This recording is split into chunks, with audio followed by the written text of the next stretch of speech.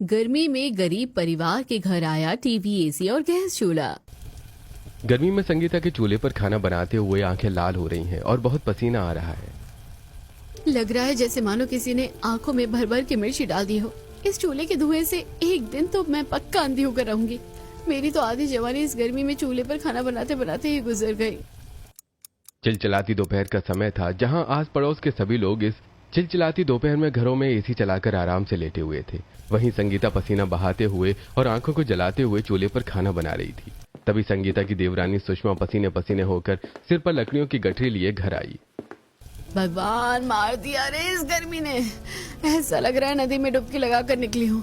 जरा कपड़े तो देखो, मेरा खुद देखो। चूल्हे पर खाना बनाते बनाते क्या हाल हो गया है। आंखें लाल हो गई और चेहरा काला पड़ गया है। तो अब कर भी कह सकते हैं, इतने सालों से चूल्हे पर ही झुलस से आ रहे हैं, आगे भी यही करना है। मेरी तो इस घर में शादी करके जिंदगी बर्बाद हो गई है। अच्छा खासा मेरे बाबा अपने से अमीर घर में रिश्ता लगवा रहे थे, लेकिन नहीं, मेरी आंखों पर प्यार की पट्टी बंधी थी जो इस आदमी के पल्ले पड़ गई। उसने तो मुझे पूरा चूल्हे में झोंक कर रख दिया है। दोनों बहुएं गर्मी में चूल्हे पर खाना बनाने को लेकर काफी ज्यादा परेशान हो रही होती हैं, तो वहीं बाहर धूप में उनके बच्चे इधर उधर गलियों में भटक रहे होते हैं। अभी तक कोई खेलने क्यों नहीं आया? क्या हम लोगों की गर्मी की छुट्टियां नहीं पड़ी? मुझे तो बहुत गर्मी लग रही है। चलो ना मोनू, घर चलते हैं, वहीं जाकर खेलेंगे। अंकुर और किंडल जैसे ही अपने दोस्त मोनू के घर पहुंचते हैं तो मोनू की माँ सरला उन्हें दरवाजे पर ही रोक लेती है। अरे अरे, अंदर कहाँ चले आ रहे हो? आंटी, मोनू को बुला दीजिए ना, हमें खेलना है। मोनू नहीं आएगा इतनी गर्मी में बाहर खेलने के लिए। वो आराम से अंदर टीवी देख रहा है और तुम लोग भी अपने घर जाकर टीवी देखो। गर्मी की छुट्टियां पड़ी है तो क्या आ जाते हो तपती दोपहर में खेलने के लिए? तुम्हारे माँ बाप तुम्हें रोकते नहीं है क्या? अब जाओ यहाँ से। सरला दोनों बच्चों को डांट कर वहां से भगा देती है, जिसके बाद अब किंजल और अंकुर उदास होकर घर आते हैं। तुम दोनों इतनी जल्दी कैसे वापस आ गए? कोई खेलने के लिए आया होगा तभी तो खेलेंगे ना। कोई भी खेलने के लिए नहीं आया। सारे अपने घरों में बैठकर टीवी देख रहे हैं। सबने धूप में आने से मना कर दिया। हमारे भी घर में टीवी होता तो हम भी बाहर धूप में जाकर नहीं खेलते। हमें धूप में जाना बिल्कुल अच्छा नहीं लगता। आप हमारे लिए टीवी ले आओ ना, हमें टीवी देखना है। पता है उसमें कितने सारे कार्टून्स आते हैं। बस इसी में तुम्हारा मुंह खुलता है। अभी कोई सवाल पूछ लिया ना तो दोनों गूंगे होकर बैठ जाओगे। अगर खेलना नहीं है तो पढ़ाई करो। आए बड़े टीवी देखने वाले। पता है टीवी देखने से आंखें खराब हो जाती है। तुम्हें क्या इतनी छोटी उम्र में चश्मा लगवाना है? किसी की आंखें खराब नहीं होती है, सब देखते हैं। हमें टीवी देखना है, हमें टीवी देखना है। टीवी लगाओ ना, टीवी लाओ ना। हमें टीवी देखना है, टीवी लेकर आओ। टीवी आने के बाद हम कभी भी कोई शरारत नहीं करेंगे। माँ, हमें टीवी देखना है। दोनों बच्चे अपनी अपनी माँ का आंचल पकड़कर टीवी के लिए जिद करने लगते हैं। पहले से ही गर्मी से परेशान सुषमा और संगीता अपने बच्चों की इन बातों की वजह से और दुखी हो जाती है और वो दोनों उनकी खूब पिटाई करती हैं। बहुत हुआ तुम दोनों का ड्रामा। चुपचाप से जाकर पढ़ाई करो या सो जाओ। अगर आप टीवी का नाम लिया ना तो इसी तपती धूप में घर से बाहर निकाल दूंगी। मार खाने के बाद दोनों भाई बहन रोकर सो जाते हैं। अब इसी तरह शाम होती है। सुषमा और संगीता के पति और ससुर काम से घर लौट आते हैं। जब खाने के वक्त उन लोगों की प्लेट में लौकी की मामूली सब्जी और रोटी आती है तो उसे देखकर, ये क्या, आज भी लौकी की सब्जी? परसों भी तुम लोगों ने यही बनाया था। अरे पूरा दिन घर में रहती हो, कोई ढंग की सब्जी नहीं बना सकती हो क्या? अगर ढंग की सब्जी खानी है ना तो गैस सिलेंडर ला कर दे दो, बना देंगे। क्योंकि रोज रोज इतनी गर्मी में चूल्हे पर हमसे खाना नहीं बनता है। और ऊपर से ये मरा हुआ पंखा ऐसा लगता है मानो बाबा आदम के जमाने का पंखा हो। ये अपनी आखिरी सांसें ले रहा हो। कूलर या एसी तो ले लेते। तुम्हारे माँ बाप यहाँ पैसा छोड़ कर गए थे ना हमारे पास। देखो जी, मेरे माँ बाप को बीच में मत लाओ। पता नहीं ऐसी क्या पट्टी पढ़ाई थी मेरे माँ बाप को उस बिचौलिए ने जो उन्हें तुम पसंद आ गए, वरना मेरे लिए अच्छे रिश्तों की कमी नहीं थी। अरे बस भी करो, तुम लोग बच्चों की तरह झगड़ा कर रहे हो। अगर हम ही इस तरह गर्मी को लेकर झगड़ा करेंगे तो बच्चे क्या सीखेंगे? अब क्या कर सकते हैं, पैसों की कमी है तो है, बर्दाश्त करना सीखो गर्मी। दोनों भाई और कमलेश तीनों मिलकर इतना ही पैसा कमा पाते थे जिससे उनके परिवार का गुजारा चल पाए।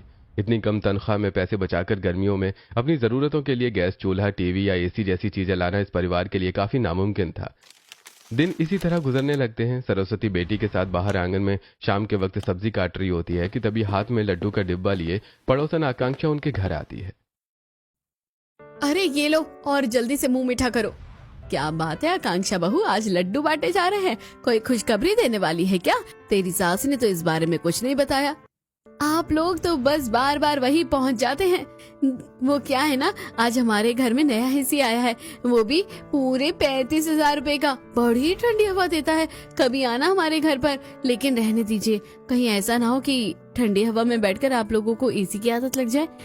जिसकी जिस चीज की औकात ना हो वो चीज उसे इस्तेमाल ही नहीं करनी चाहिए। आकांक्षा वहां से अपने नए एसी का घमंड दिखाते हुए चली जाती है, जिसे देखकर सरस्वती, एसी ना हो गया, ऐसा क्या हो गया? लगता है जैसे हिमालय पर्वत पर ला कर रख दिया हो। अपने घर में इतना घमंड है इसे, आग लगे ऐसे एसी को। ओ माँ, क्यों ऐसा बोलती हो? अब जिसके नसीब में जो है वो तो उसे मिलेगा ही ना। आप चिंता मत करो, एक दिन मैं बड़ी सी कंपनी में काम करूंगी और ढेर सारा पैसा कमाकर आप सबके लिए एसी, गैस, टीवी सब कुछ लेकर आऊंगी। तेरे भाई भी हमेशा यही सपने दिखाते थे, लेकिन क्या ला कर दिया उन्होंने? घंटा। तू भी रहने दे बेटा, और वैसे भी तू तो पराया धन है, आज है कल नहीं है, तुझसे तो क्या ही उम्मीद करे। अपनी माँ की ऐसी बातें सुनकर माही को काफी बुरा लगता है। ऐसे ही अब कुछ दिन और गुजर जाते हैं। सुषमा और संगीता लकड़ियां चुनकर ला रही होती हैं, तभी उनकी पड़ोसन नीलम उन्हें लकड़ियां लाता देखकर, ये क्या तुम लोग अभी तक गांव के लोगों की तरह चूल्हे पर खाना बनाती हो?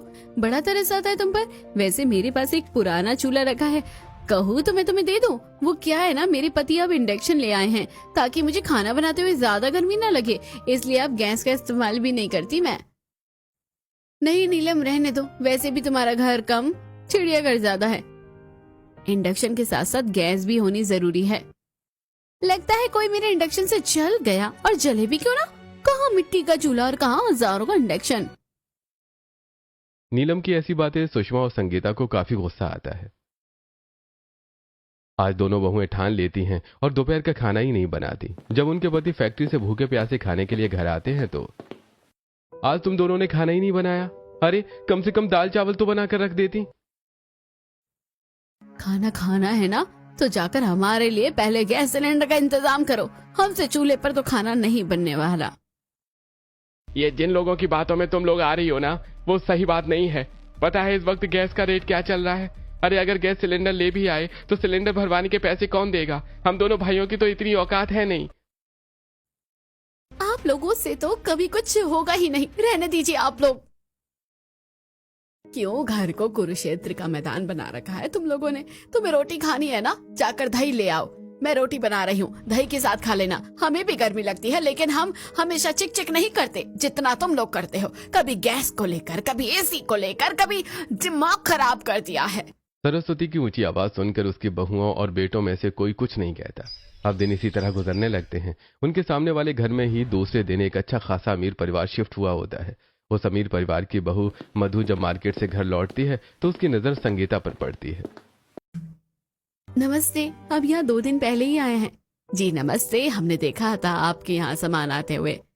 मैं तो यहाँ काफी अकेला महसूस कर रही हूँ। पहले जहाँ हम रहते थे वहाँ मेरे काफी सारे दोस्त थे। आइए ना थोड़ी देर के लिए मेरे घर आ जाइए, इसी बहाने आपसे मुलाकात भी हो जाएगी।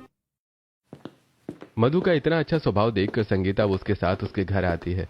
जैसे ही संगीता मधु के घर में अपना कदम रखती है, उसके शरीर को एकदम ठंडी हवा का झोंका छूकर जाता है। तुम्हारे घर में इतना ठंडापन क्यों है? क्या कोई बर्फ की फैक्ट्री है? नहीं, वो हॉल में एसी चल रहा है ना, इसलिए। अब गर्मी ही इतनी ज्यादा है कि एसी बंद करने का मन ही नहीं करता। तुम बैठो, मैं तुम्हारे लिए कुछ लेकर आती हूँ। मधु के जाने के बाद जैसे ही संगीता ऊपर की तरफ देखती है, उसे हॉल में 2 बड़े बड़े एसी नजर आते हैं, जिनके अंदर से बिल्कुल बर्फ जैसी ठंडी हवा निकल रही होती है। हमेशा तपती गर्मी में रहने के बाद जब संगीता को ठंडक मिलती है तो उसे काफी अच्छा लगता है।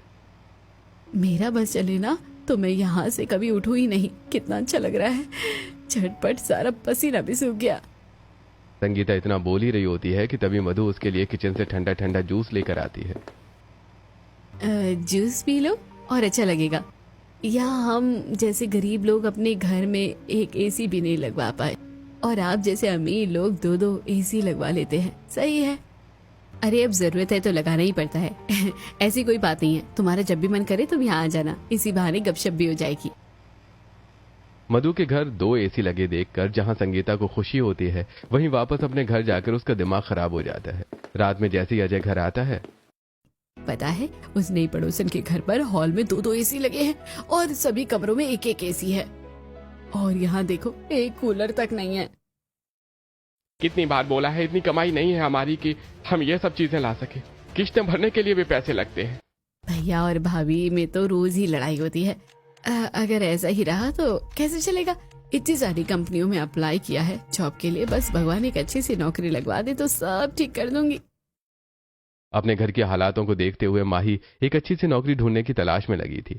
ऐसे दिन गुजरते हैं और आज मधु का बेटा पंकज अंकुर और किंजल को लेकर अपने घर आता है, जहां वो सब पंकज के बड़े से टीवी में कार्टून देखते हैं। अब तो काफी सारे नए कार्टून आ गए हैं, ये वाला देखने में बहुत मजा आ रहा है। मेरा फेवरेट कार्टून तो टॉम एंड जेरी और मोटू पतलू है। तुम्हें कौन सा पसंद है? हमारे घर में तो टीवी नहीं है, इसलिए हम कभी कार्टून नहीं देख पाते। अच्छा कोई बात नहीं, आपसे जब भी तुम्हारा टीवी देखने का मन हो ना, तुम यही आ जाना, हम सब मिलकर टीवी देखेंगे।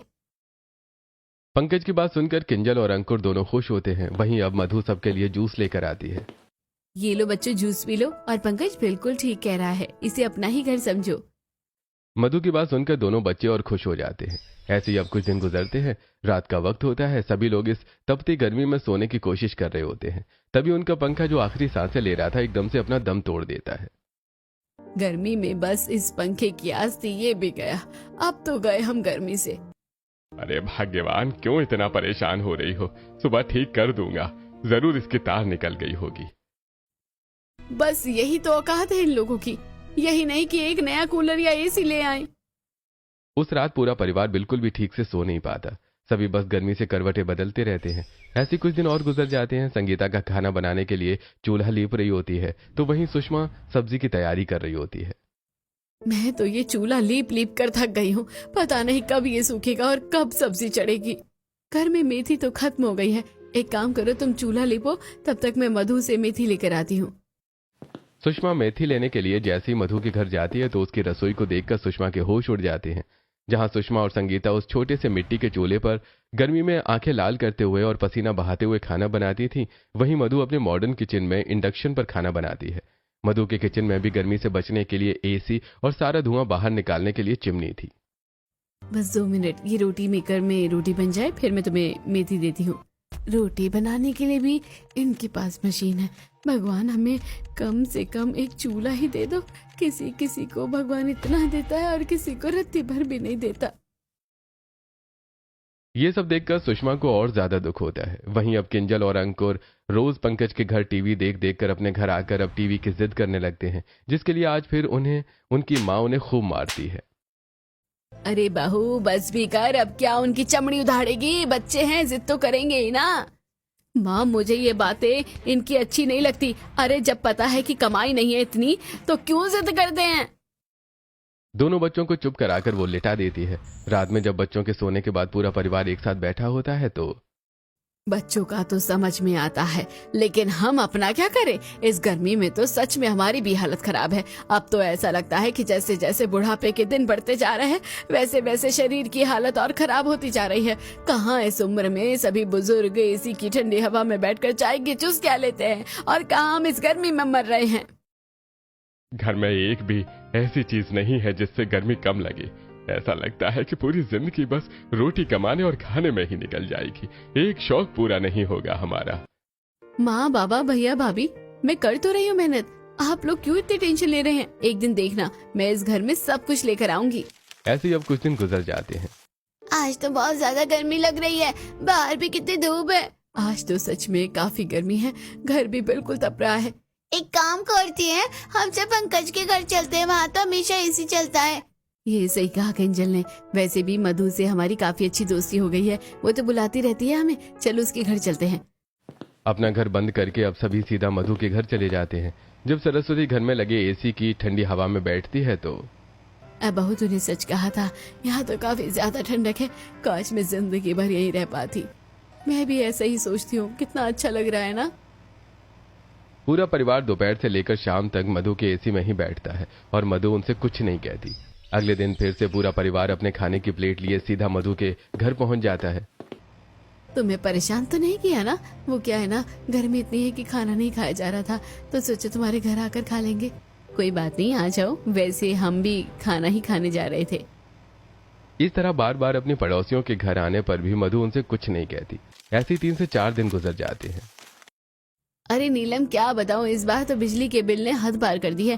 पूरे 9,000 का आया है। तुम्हारा तो फिर भी कम है, हमारे घर में तो 13,000 का बिजली का बिल आया है। और आएगा क्यों नहीं, गर्मी से बचने के लिए पूरा दिन एसी जो चलता है, बाहर जाने का मन नहीं करता, और टीवी भी चलता रहता है। और गैस के दाम तो पूछो ही मत, महीने भर का खर्चा ही हमारा 50 से 60,000 तक का पहुंच रहा है। आकांक्षा और नीलम घर के खर्च को लेकर बात कर ही रही होती हैं कि तभी वहां से मधु गुजर रही होती है। इसे देखकर नीलम कहती है, आजकल देख रही हूँ कि वो संगीता का परिवार तुम्हारे घर कुछ ज्यादा ही नहीं आ रहा है। ऐसे बार बार अपने घर पर किसी को न्योता मत दो। इसमें क्या हो गया, पड़ोसी ही तो है, और पड़ोसियों का तो एक दूसरे के घर आना जाना लगा रहता है। वो तुम्हारे घर इसलिए आते हैं क्योंकि उनके घर में बहुत गर्मी है, वो सिर्फ एसी की ठंडी हवा खाने के लिए आते हैं। मधु को पड़ोसियों की बातों से ज्यादा फर्क नहीं पड़ता। वहीं आज संगीता और सुषमा के पति, आजकल तुम लोग कुछ ज्यादा ही उनके घर आना जाना नहीं कर रहे हो। अरे हफ्ते में 1-2 बार हो गया तो काफी है, लेकिन तुम लोग तो रोज उनके घर जा रहे हो, उन्हें परेशानी होती होगी। आप लोगों की खुद की तो हैसियत है नहीं कि हमें गैस चूल्हा टीवी या एसी ला कर दे दे। अब किसी के घर जाकर थोड़ी राहत मिल रही है गर्मी से, तो उसमें भी दिक्कत है। हमारा तो समझाने का फर्ज था, समझा दिया। कल को कोई दिक्कत हो तो हमसे मत बोलना। जहां एक तरफ संगीता का परिवार रोज ही मधु के घर जाने लगा था, वहीं दूसरी तरफ माही की एक अच्छी कंपनी में नौकरी लग जाती है। माँ, पापा, भैया, भाभी, आखिरकार मेरी नौकरी लग गई है। अब बस 2 से 3 महीने, फिर मैं एसी से लेकर टीवी, गैस, इंडक्शन सब कुछ लेकर आऊंगी। मुझे तो पता ही था कि मेरे बेटे नकारा है, लेकिन मेरी बेटी तो हीरा है, हीरा। बुआ, आप सबसे पहले बड़ा वाला टीवी ही लेकर आना, ठीक है? माही अब नौकरी पर जाना शुरू कर देती है। वहीं दूसरी तरफ संगीता के परिवार वालों के बार बार आने से मधु भी अब परेशान होने लगी थी। लो, हम सब्जी भी ले आए। अब सब्जी काटते काटते टीवी सीरियल देखेंगे। वैसे आज क्या होने वाला है, जैसे दीमक लकड़ी से चिपकता है ना, वैसे ये लोग मेरे घर से चिपक गए हैं। अरे कभी कभार का तो ठीक लगता है, लेकिन इनका तो रोज रोज का नाटक हो गया है। मधु अब इन लोगों से काफी ज्यादा परेशान हो चुकी थी। वहीं दूसरी तरफ माही जब काम से घर लौट रही होती है तो उसकी मुलाकात उसकी अमीर सहेली नैना से होती है। माही, सुनने में आया है तू जॉब कर रही है। कितने टाइम के बाद मिली है, चल कैफे चलते हैं, वहाँ मैं तुझे अपने बॉयफ्रेंड से मिलवाऊंगी। नैना जबरदस्ती माही को अपने साथ कैफे ले जाती है, जहां वो उसे अपने बॉयफ्रेंड अनिकेत और उसके दोस्त अंकुश से मिलवाती है। नैना और अनिकेत एक दूसरे से बात करने में लग जाते हैं। अंकुश और माही भी एक दूसरे से बात करते हैं। कभी आपका कोई बॉयफ्रेंड रहा है? कभी वक्त ही नहीं मिला, बस पढ़ाई और फिर बाकी समय में घर के काम। माही की सादगी और उसकी सुंदरता अंकुश को काफी अच्छी लगती है। अब धीरे धीरे वो दोनों एक दूसरे को पसंद करने लगते हैं और रिलेशनशिप में आ जाते हैं। उधर सरस्वती फिर से अपने परिवार के साथ मधु के घर जाती है। क्या बात है मधु, आज तो तुम्हें दरवाजा खोलने में काफी वक्त लग गया है। रोज रोज मुंह उठाकर आ जाते हो। अरे कभी कभार का सही था, तुम लोगों को तो मैं घर भी आने देती थी, क्योंकि तुम्हारे घर में गर्मी से बचने के लिए कुछ नहीं था, लेकिन तुम लोगों ने तो उसका फायदा ही उठा लिया। जब देखो परेशान करते रहते हो। सही कहते हैं पड़ोसी तुम्हारे बारे में, उंगली क्या पकड़ाई, तुम लोगों ने तो पूरा हाथ ही पकड़ लिया।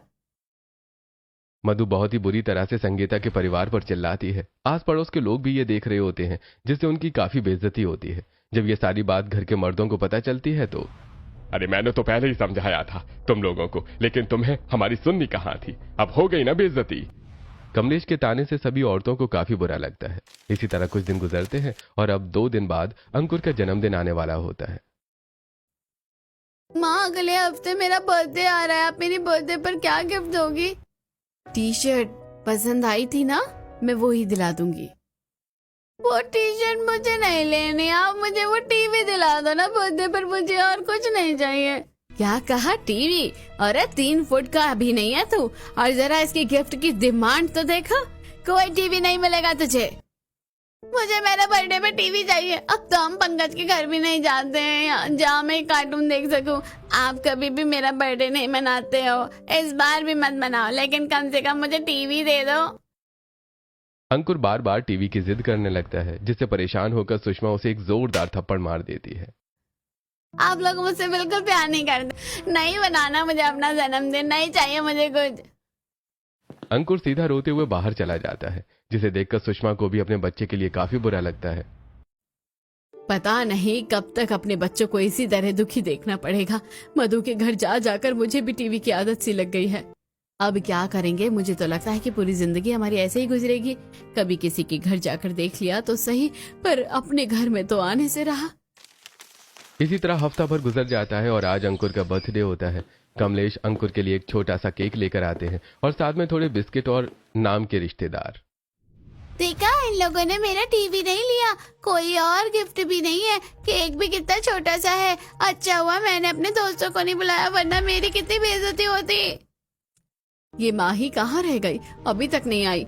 सब बेसब्री से माही का इंतजार कर रहे होते हैं कि तभी माही दो आदमियों के साथ घर पहुंचती है और उन आदमियों के हाथों में एक बड़ा सा बॉक्स होता है। भाई साहब, इसे यहाँ रख दीजिए और ये लीजिए आपके पैसे। अरे माही, ये इतने बड़े बॉक्स के अंदर क्या है? अरे इसके अंदर टीवी है। मेरी परसों सैलरी आ गई थी ना, तो सोचा था इस बार अंकुर के बर्थडे पर उसे टीवी लाकर सरप्राइज दे दूं। अंकुर के साथ साथ आप लोग भी खुश हो जाओगे। सच कह रही है, इसके अंदर मेरा टीवी है, ये मेरा है, कितना बड़ा है। अब तो हम रोज टीवी देखेंगे, बहुत मजा आएगा। बुआ जल्दी से टीवी चालू करो ना। अरे सुषमा संगीता, अब यूं खड़ी खड़ी क्या देखती रहोगी, या जल्दी से पूजा की थाली लेकर आओगी। पहली बार इस गरीब के घर में कोई इतनी महंगी बढ़िया चीज आई है। दोनों बहू जल्दी से आरती की थाली लेकर आती हैं।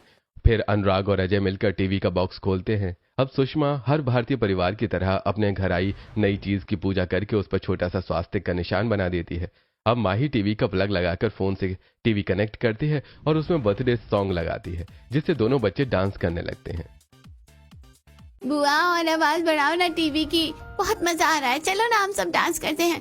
मैं अब जल्दी से अपने सभी दोस्तों को बुलाकर ले आता हूँ, फिर मैं सबके साथ मिलकर अपना बर्थडे केक काटूंगा। मुझे तो लगा था कि तू भी अपने भाइयों की तरह बस बोल कर रह जाएगी, लेकिन देख तूने तो सच में कर दिखाया।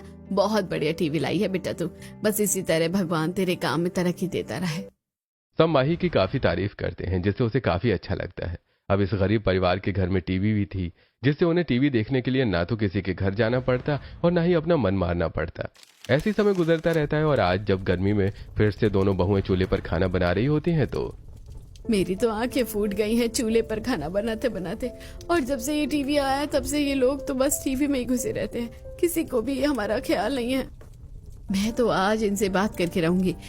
अगर घर में गैस नहीं आई ना, तो फिर मैं खाना नहीं बनाने वाली हूँ, खुद बनाकर खाएंगे चूल्हे पर। शाम को जैसे ही दोनों भाई काम से लौटते हैं तो उनकी बीवियां उन पर फिर से गैस चूल्हे को लेकर चिल्लाना शुरू कर देती हैं। अगर हम गैस वाला सिलेंडर ले भी आएंगे तो उसे भरवाएगा कौन? हमारे पास तो इतने पैसे नहीं है कि हर महीने 3,000 रुपए फूंक दे। अपने पतियों की बात से निराश होकर अगले दिन वो खाना ही नहीं बनाती, जिससे फिर से घर में एक बार और कलेश होता है। अरे नहीं बनाना तुम लोगों को खाना तो मत बनाओ, बस रोज चूल्हे का कलेश लेकर मत बैठो, हम बाहर से खा लेंगे। अरे बाहू, रोटी तो बनाना है, एक बार में बनाकर रख देना। माँ जी, आप तो चूल्हे के पास आती ही नहीं हो, खाना तो हमें बनाना पड़ता है। अब जब तक इस घर में गैस चूल्हा नहीं आएगा, तब तक हम खाना बनाने से रहे। आज दोनों ही गैस वाले चूल्हे की जिद करके बैठ जाती हैं। फिर शाम में जब माही घर आती है तो अपने साथ एक नया गैस लेकर आती है, जिसे देखकर सुषमा और संगीता दंग रह जाती हैं।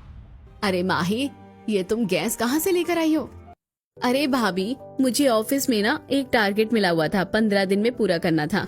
उसे मैंने टाइम से पूरा कर दिया, तो बॉस ने मुझे थोड़े पैसे दे दिए थे बोनस के तौर पर। तो मैंने उससे आपके लिए गैस ले ली और सिलेंडर का भी कनेक्शन करवा दिया। कल तक आ जाएगा। अगर मुझे पता होता कि तुम्हारी नौकरी करने के बाद धीरे धीरे हमारी सारी परेशानियां खत्म हो जाएंगी, फिर तो तुम्हें कब का नौकरी पर भेज देती। तुम्हें नहीं पता कि तुमने हमें कितनी बड़ी चीज दी है। घर पर गैस आने की सबसे ज्यादा खुशी दोनों बहुओं को थी। अगले दिन एलपीजी गैस सिलेंडर आने के बाद अब अनुराग उसका कनेक्शन कर देता है, जिसके बाद अब दोनों बहुएं अपने नए गैस चूल्हे पर स्वास्तिक का निशान बनाकर उसकी पूजा करती हैं और सबसे पहले उस पर दूध उबालती हैं। चलो, दूध भी उबाल लिया, अब सबसे पहले हम इस पर खीर बनाते हैं। सोच रही हूँ आज खाने में मटर पनीर की सब्जी, पूरी चावल बनाते हैं, सब कितने खुश हो जाएंगे। अब वो गैस पर मिलकर खाना बनाने लगती हैं। चूल्हे के मुताबिक गैस पर काफी तेजी से खाना बन रहा होता है और दोनों को भी गर्मी कम लगती है। मुझे तो पसीना नहीं आ रहा और खाना भी कितनी जल्दी बन रहा है ना।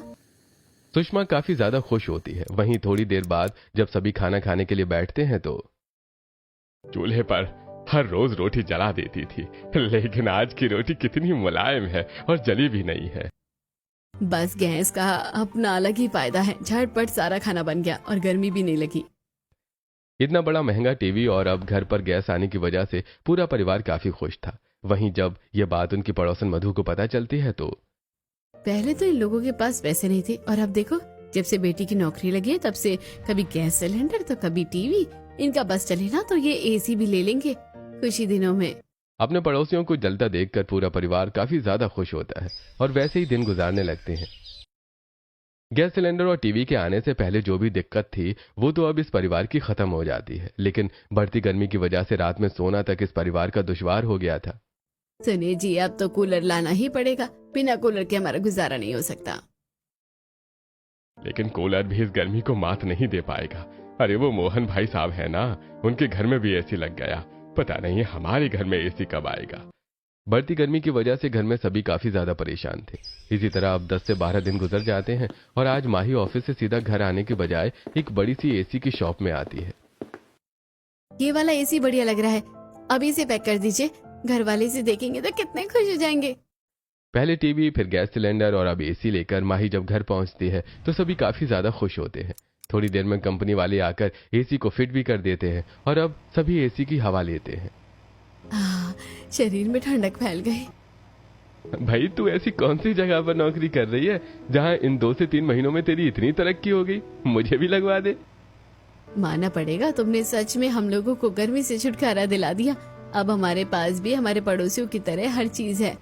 भाभी, ये सब तो बस मेरी मेहनत का नतीजा है। आप लोग देखते जाइए, धीरे धीरे हमारी ये गरीबी वाले हालात भी ठीक हो जाएंगे। माँ, क्यों ना आज आप खाने में दाल ढोकली बना लो, मेरा बहुत मन है। पहले तो गर्मी में कुछ बनाने का दिल नहीं करता था, लेकिन अब जब से गैस सिलेंडर आया तब से तो कुछ भी बनवा लो। और अब तो एसी भी लग गया है, तो अब तो गर्मी लगने के सवाल ही नहीं पैदा होता। ऐसे ही अब हफ्ता भर गुजरता है और आज संडे का दिन होता है। दोनों बहुएं अपनी सास के साथ मिलकर गैस पर बढ़िया बढ़िया खाना बना रही होती हैं। माँ जी, पकोड़े तो बन गए, और कुछ बनाना है क्या? मुझे तो अब खाना खाने में मजा आ रहा है। एक काम करते हैं, आज तो चाउमीन भी बना लो, मैं दुकान से जाकर ले आती हूँ। आज तो मेरा बड़ा मन कर रहा है खाने का। एक तरफ जहां औरतें बढ़िया से बढ़िया पकवान बना रही होती हैं तो वहीं दूसरी तरफ मर्द बच्चे सभी एसी में बैठे होते हैं। अरे सच कहूं तो अब तो मेरा घर से बाहर निकलने का मन ही नहीं करता। एसी की ठंडी ठंडी हवा में बड़ा मजा आता है मुझे तो। दादा, क्या मैं टीवी चला लूं? मेरा फेवरेट कार्टून आने का टाइम हो गया है। नहीं बेटा, आज हम सब साथ मिलकर टीवी देखेंगे। बस जल्दी से तुम्हारी माँ खाना बना कर ले आए। थोड़ी देर में सारे पकवान बन जाते हैं। अजय घर की सारी लाइट्स बंद करके टीवी ऑन कर देता है और अब सभी एसी की ठंडी हवा में बैठकर उन पकवानों के मजे लेते हुए टीवी पर बढ़िया सी मूवी देखते हैं। मेरे घर वाले सच में कितने ज्यादा खुश हैं। इस गर्मी के मौसम में गैस, टीवी, एसी सब कुछ आ गया हमारे घर पर। भगवान तेरा लाख लाख शुक्र है। ऐसे ही अब कुछ दिन गुजर जाते हैं। आप समझने की कोशिश क्यों नहीं करते हैं? मुझे जल्द से जल्द वो नौकरी चाहिए। मैं कब तक 8,000 की मामूली नौकरी करूंगी? माही कॉल पर अपनी नौकरी को लेकर बात कर रही होती है, जिससे उसका भाई अजय सुन लेता है। बहन के मुंह से मामूली 8,000 रुपए की नौकरी सुनकर उसके होश उड़ जाते हैं और वो सभी को जल्दी से बुलाता है। 8,000 की नौकरी करती है तो ये सारा सामान कहाँ से आया? तूने तो इसे किश्तों पर भी नहीं लिया। सच सच बता, तू क्या काम करती है? कोई गलत काम तो नहीं करती ना? सच बोल। अब ये क्या बोलेगी? इसका भांडा तो फूट गया। मुझे नहीं पता था कि मेरी बहन कभी ऐसी हरकतें करेगी। आज के बाद तेरा बाहर जाना बंद। भाई उसका घर से निकलना बंद कर देते हैं और उसका फोन भी लेकर रख लेते हैं। वहीं अंकुश, जो माही को काफी समय से कांटेक्ट करने की कोशिश कर रहा था, ये माही का कॉल क्यों नहीं लग रहा है? लगता है उसके घर जाकर ही देखना पड़ेगा। अंकुश परेशान होकर आखिरकार माही के घर आता है, जहां वो माही के घर का माहौल देखता है।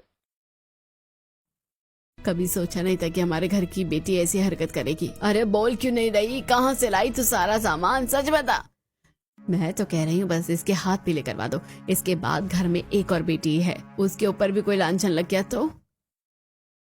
घर वालों की ऐसी बातें सुनकर अंकुश को माही के लिए काफी बुरा लगता है। वहीं जैसे ही माही अंकुश को देखती है, अंकुश तुम यहाँ क्या कर रहे हो?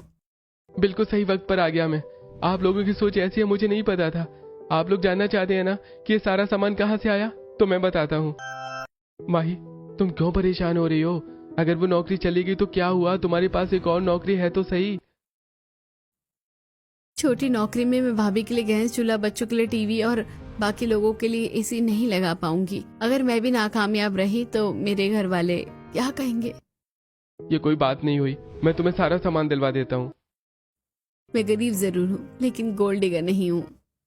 अच्छा बाबा ठीक है, मैं तुम्हें सारा सामान दिलवा दूंगा, लेकिन तुम धीरे धीरे मुझे पैसे देते रहना, फिर तो सही है ना। अंकुश की बात मानकर माही ने धीरे धीरे सारा सामान लाकर अपने घर वालों को दिया था और अब वो अपनी कम सैलरी वाली तनख्वाह से हर महीने अंकुश को पैसे देती थी। माही बेटा, हमें माफ कर देना, हमें नहीं पता था कि तुम ये सब कर रही हो हमारे लिए। हमने तुम्हें कितना गलत समझा। मुझे भी माफ कर देना। अब तो तुम्हारे घर वालों ने भी माफ कर दिया है, तो क्यों ना अब हम इस रिश्ते को आगे बढ़ाएं। मुझे तुम बहुत पसंद हो और मैं तुमसे शादी करना चाहता हूँ। अंकुश की शादी की बात सुनकर घर वाले काफी खुश होते हैं। कुछ ही महीनों में अंकुश और माही की धूमधाम से शादी हो जाती है। नौकरी के साथ माही अपने घर वालों का बहुत ध्यान रखती है।